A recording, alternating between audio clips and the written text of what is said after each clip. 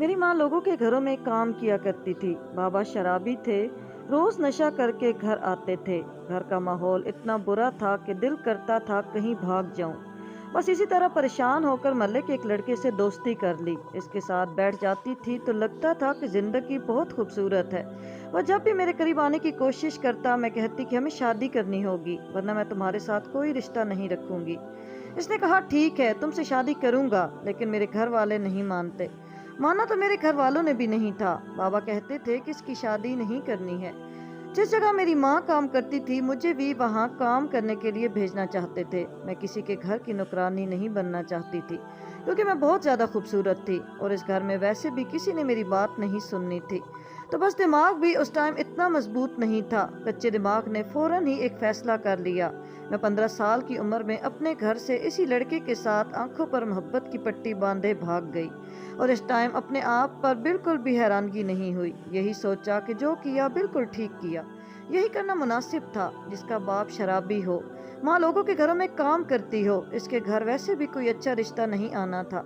और किसी ऐसे शख्स के साथ शादी करने से अच्छा था जो मुझे पसंद भी ना हो। इसी के साथ ही भाग जाऊं जिसको मैं पसंद करती हूँ। जब बाबा शराब पीकर मोहल्ले में चीखता चिल्लाता था तो हमारी कौन सी इज्जत रह जाती थी। जब मेरी अच्छी शक्ल वाली माँ लोगों के घर में जाके इनके बाथरूम साफ करती थी तो क्या इज्जत बची थी। हमारी तो कोई इज्जत थी ही नहीं। इसीलिए मुझे कोई परवाह नहीं थी, और किसी को भी इस बात की क्या परवाह कि शराबी अकरम की बेटी घर से भाग गई है। हमें तो लोग वैसे ही अच्छा नहीं समझते थे। इसीलिए मुझे बिल्कुल भी कोई मलाल नहीं था। जिस लड़के के साथ शादी की थी वो मुझे अपने किसी रिश्तेदार के घर दूसरे शहर में ले गया। 2-4 दिन तो ऐसे गुजर गए, किसी और के घर में हम मेहमान थे। इसने झूठ बोला कि ये मेरी बीवी है और घर वालों ने हमारी शादी करवाई है, लेकिन फिर इन लोगों को पता चल गया। इसके बाद हम फिर इसके किसी दोस्त के घर रहने लगे। एक दिन अपने शोहर से कहा कि सारी जिंदगी क्या लोगों के घरों में रहकर गुजार देंगे, एक दिन मेहमान बनना भी नसीब नहीं होगा, रिश्तेदार दोस्त भी खत्म हो जाएंगे, तो फिर कहाँ जाएंगे। मेरे शोहर ने कहा कि कर लेंगे कुछ, ये दुनिया ही हमारा घर है और भूखा कोई नहीं सोता यहाँ पर। मैंने कहा कि तुम्हारे साथ सड़कों पर रहने के लिए नहीं आई हूँ। बेशक कच्चा पक्का जैसा भी हो, मुझे घर चाहिए। औरत पर्दा मांगती है, औरत को चार दीवारी में रखा जाता है। मेरे शोहर ने चुपचाप मेरी बातें सुन ली, लेकिन अगले दिन आधी रात को इसने मुझे तलाक देकर घर से निकाल दिया और वजह सिर्फ इतनी बताई कि मैं तुम्हारी जिम्मेदारी नहीं उठा सकता, तुमसे शादी नहीं करना चाहता था, तुम्हारा फायदा उठा रहा था, लेकिन शादी के बिना तो मुझे अपने करीब नहीं आने दे रही थी। अब मुझे तुम्हारी जात से कोई दिलचस्पी नहीं है, तुम जाओ जो मर्जी करो। तुम्हारे साथ एक घर में रहना और सारी जिंदगी तुम्हारा मुंह देखना मेरा ख्वाब नहीं है। मेरे आगे भी बहुत कुछ है जो मैं करना चाहता हूँ। मैंने इसे कहा कि क्या तुम मुझे इस्तेमाल कर रहे थे, तो कहने लगा कि मैं तुम्हें इस्तेमाल कर चुका हूँ। इसने आधी रात को मुझे घर से निकाल दिया और कहने लगा कि मैं तो वापस चला जाऊंगा अपने घर, लेकिन इसने ये नहीं सोचा कि मैं वापस नहीं जा सकती थी। वापस जाती तो माँ बाप को क्या मुंह दिखाती। जब बाहर निकली तो ऐसा लगा कि अचानक से आंखें खुल गई हैं, किसी ख्वाब से बाहर निकल आई हूँ। मेरे सर पर कोई सहर तारी था जो अब उतर चुका था। बाहर की दुनिया से मुझे डर लग रहा था। रात का वक्त, अंधेरे रास्ते, मुझे तो रास्तों का भी पता नहीं था। और यही हकीकत थी, और हकीकत ऐसी ही होती है, रास्ते जहाँ ले जाते वहीं जा रही थी कि एक गली के कोने पर पहुंची तो ये गली बंद थी और बंद गली में 4 उबाश लड़के बैठे थे। मुझे देखकर मेरी तरफ मुतवज्जो हो गए। आगे रास्ता नहीं था और पीछे जा नहीं सकती थी, इसलिए वो भी भांप गए कि ये आसान शिकार है। मेरे पीछे आने लगे और मैं वापस मुड़ गई। अचानक से मेरे कदम तेज हुए और फिर मैंने भागना शुरू कर दिया। वो भी मेरे पीछे भागना शुरू हो गए, यहाँ तक कि उन्होंने मुझे आवाजें देना शुरू कर दी कि बुलबुल कहाँ जा रही हो, इधर तो आओ। रात का वक्त था और आसपास सन्नाटा था। इनको तो मौका मिल गया था और मेरी इज्जत खतरे में थी। मुझे कुछ समझ नहीं आ रहा था मैं क्या करूं। जहां सड़क जाती मैं भी भागती, मेरी रफ्तार तेज थी, लेकिन अब मेरी ताकत खत्म होती जा रही थी। मैंने अपनी जान बचाने की खातिर करीब बने गंदे नाले में छलांग लगा दी। नाला काफी बड़ा था, इसको नाला कहना भी नहीं चाहिए। कम से कम 4 फीट चौड़ाई थी इसकी, और लंबाई में तो इतना कि अंदर कोई होता तो दूर से नजर ही नहीं आता था। इन लोगों ने जब देखा कि लड़की ने तो छलांग लगा दी है तो वो वहां से चले गए। बहरहाल बड़ी मुश्किल से बाहर निकली। ऐसा लगता था कि किसी बुरे ख्वाब में आ गई हूँ। अभी झटके से आंख खुल जाएगी और माँ कहेगी कि क्या हुआ, इतनी जल्दी क्यों जाग गई, अभी सो जाओ। पर आंख नहीं खुल रही थी। बार बार झटके ले रही थी पर आंख नहीं खुल रही थी। बड़ी मुश्किल से इस नाले से बाहर निकली। अब तो सुबह होने वाली थी। खुद को देखा तो हैरान रह गई। सर से लेकर पांव तक गंदगी में लुथड़ी हुई थी। मुझे अपने वजूद से घिन आ रही थी। आसपास कोई नलका नहीं था, इसलिए नाले के किनारे बैठ गई और बुरी तरह रोने लगी। सर पर खुला आसमान था और जिस्म पर लगी गंदगी मेरे जज्बात की गंदगी की तरह मेरे वजूद से चिपकी हुई थी। आज खुद पर अफसोस भी था और गुस्सा भी। वहीं पर बैठे जाने कब मेरी आंख लग गई और सुबह की रोशनी मेरी आंखों पर पड़ी तो आंखें खुली, देखा कि सड़क मसरूफ थी। आसपास फ्रूट्स की दुकानें थी, लोग आ जा रहे थे। मुझ पर मक्खियां भिनभिना रही थी। नाले की गंदगी मेरे जिस्म के साथ चिपक कर सूख चुकी थी और मैं बहुत ही बुरी लग रही थी। लोग मुझे देख रहे थे।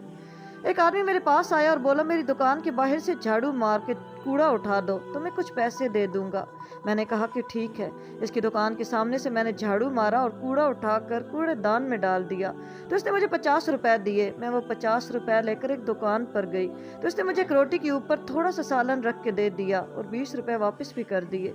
मैंने इस खाने को ऐसे खाया कि जैसे आज पहली दफा खा रही हूँ। आंखों में आंसू भी आ गए थे, लेकिन और क्या कर सकती थी। पेट भर गया तो फिर से नींद आने लगी। अब मैं यही करती, हाथ में झाड़ू पकड़े बैठ जाती। लोग काम करवाते और पैसे भी दे जाते। इसके अलावा लोग मुझे खैरात के तौर पर भी कभी कभी पैसे दे देते थे।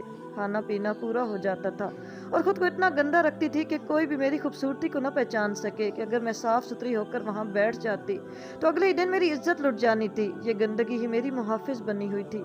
कभी मैं जमीन से मिट्टी उठाकर अपने हाथों और मुंह पर लगा लेती। वैसे भी जब इंसान इतने दिल तक न नहाए तो वो गंदा ही लगता है। मेरे पास नहाने के लिए वैसे भी ना तो कोई जगह थी और ना ही चारदीवारी थी। मैं कहाँ नहा सकती थी। वहां बैठी सोचती थी कि जिंदगी क्या है और क्या हो गई है। कभी सोचा भी नहीं था कि सड़क के किनारे बैठी ये सब काम करूंगी। इस शख्स के बारे में सोचती थी जो मुझे इस मकाम पर लाया था। मेरी शक्ल ऐसी बन चुकी थी कि अगर वो खुद भी मेरे पास से गुजरता तो मुझे ना पहचानता, लेकिन अगर कभी मेरे माँ बाप मुझे इस हालत में देख लें तो इनको जरूर अफसोस होता। वापस भी तो नहीं जा सकती थी। तब एक दिन एक औरत मेरे पास आई और मुझे बोलकर, मेरा एक काम है, तुम करोगी? मैंने कहा कि काम करने के लिए ही तो बैठी हूँ। कहने लगी कि तुमसे बाथरूम साफ करवाना है, घर में है। मेरा ऐसा हाल था कि मैं गंदगी से लुथड़ी हुई थी तो बाथरूम साफ करवाना मेरे लिए कोई मायूब काम नहीं था। मैंने कहा कि ठीक है, लेकिन आपके घर तक कैसे जाऊंगी? मैं तो बहुत गंदी हूँ। आपकी गाड़ी में बैठ गई तो आपकी गाड़ी भी खराब हो जाएगी। इसने कहा कि कोई बात नहीं, तुम बैठ जाओ। खैर मैं गाड़ी में बैठकर इसके साथ चली गई। इसके घर गई तो इसका घर बहुत बड़ा था और बाथरूम घर के बाहर साइड पर बना हुआ था। शायद ये बाथरूम घर के नौकर वगैरह इस्तेमाल करते थे, लेकिन और घर में कोई भी नजर नहीं आ रहा था। इस औरत की शक्ल देखने में कुछ अजीब सी थी। इसने अपने बालों को कलर किया हुआ था और बहुत महंगे कपड़े पहने हुए थे। हाथों में सोने की अंगूठियां थीं। 10 उंगलियां थी तो इसमें 10 अंगूठियां थीं। ऐसा लगता था कि इसने 10 तोले की अंगूठियां सिर्फ अपनी उंगलियों में ही पहन रखी हैं। बाकी जेवर इसके अलावा था। इसको देखकर मुझे इस पर रश्क आने लगा कि जरूर इसने कोई अच्छा काम किया होगा। माँ बाप का दिल नहीं दुखाया होगा। जहाँ उन्होंने कहा वहाँ शादी कर ली होगी। तभी इसके पास सब कुछ है और मेरे पास सिर्फ और सिर्फ ये गंदगी है जो मेरी ढाल बनकर मुझे बचा रही है। इसने मुझे कहा कि ये सामने जो बाथरूम है ये तुमने साफ करना है। मैंने कहा कि कोई मसला नहीं है, साफ कर दूंगी। इसने कहा कि मैं तुम्हें 500 रुपए दूंगी। मैंने कहा कि 500 बहुत ज्यादा हैं, आप बेशक मुझे कम पैसे दे दीजिएगा, मुझे कोई मसला नहीं है।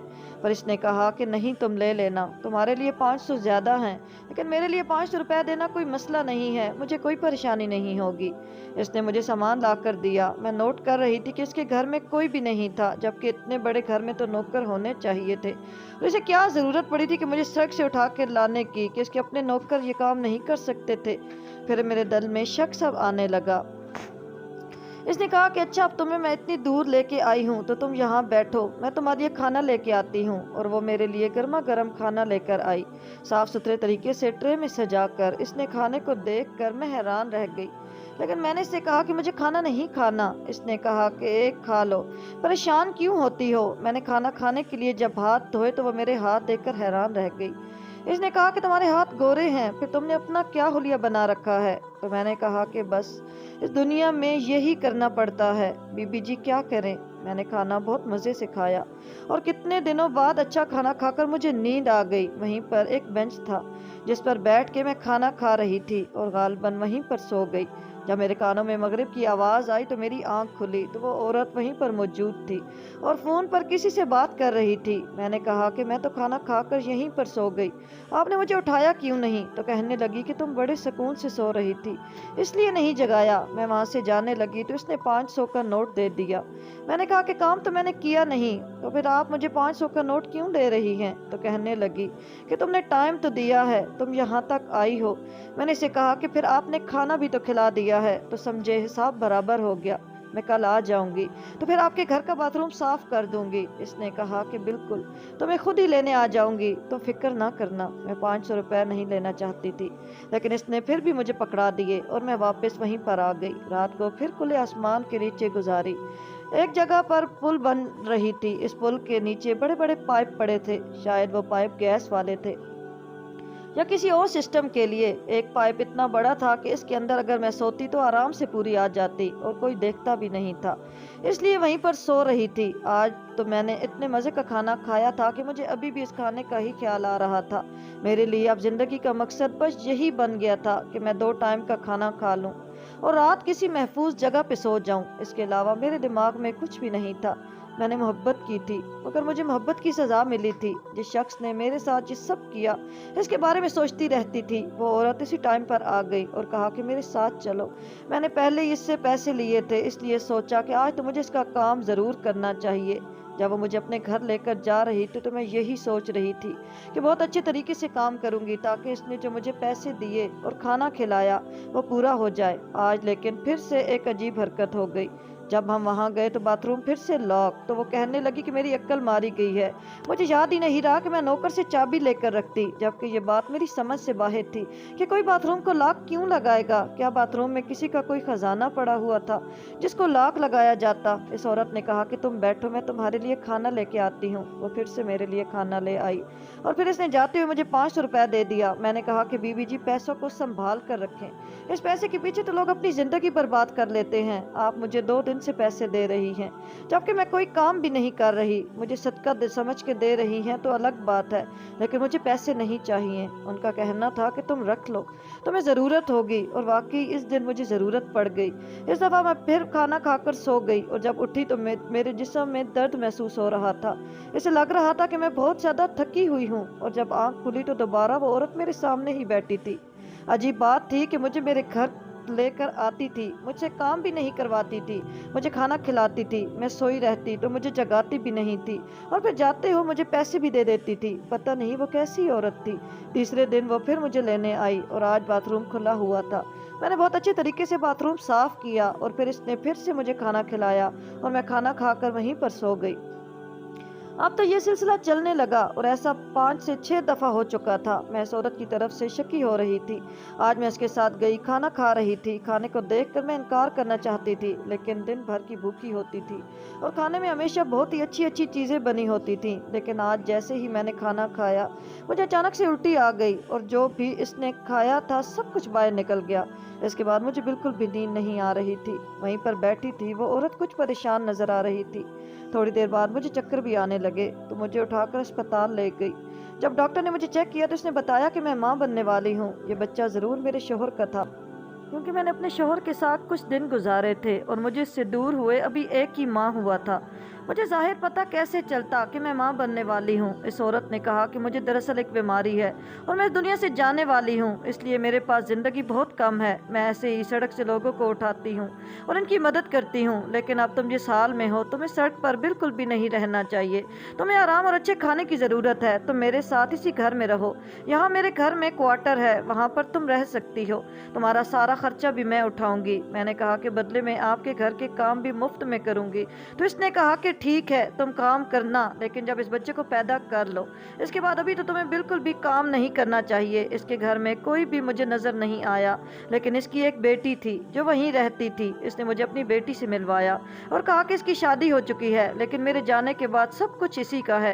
ये तुम्हें अपने साथ ही रखेगी। अगर मुझे कुछ भी हुआ तो ये तुम्हें काम से नहीं निकालेगी।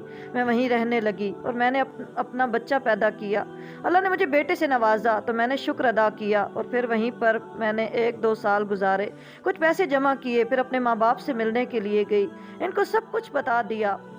मेरे बच्चे को देखकर उन्होंने मुझे माफ़ कर दिया और जिसने मुझे धोखा दिया था, मुझे इस मकाम तक पहुंचाया था, इसके बारे में पता चला कि वो महीने बाद ही किसी हादसे का शिकार होकर इस दुनिया से चला गया था। इसके माँ बाप को तो इसकी लाश देखनी भी नहीं मिली।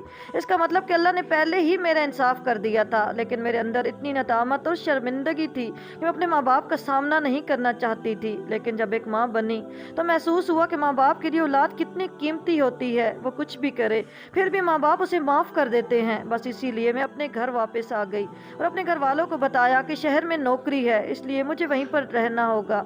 मेरे माँ बाप भी शहर मेरे साथ ही आ गए। उन्होंने कहा कि जहाँ हमारी बेटी रहेगी हम भी वहीं रहेंगे। तो अपना सब कुछ बेचकर एक छोटा सा घर ले लिया और औरत इसी दुनिया से चली गई। लेकिन इसकी बेटी बहुत अच्छी थी, इसने मेरा बहुत ख्याल किया। मैं अभी भी इस घर में काम करती हूँ। अब मेरा काम बाकी नौकरों से काम करवाना है।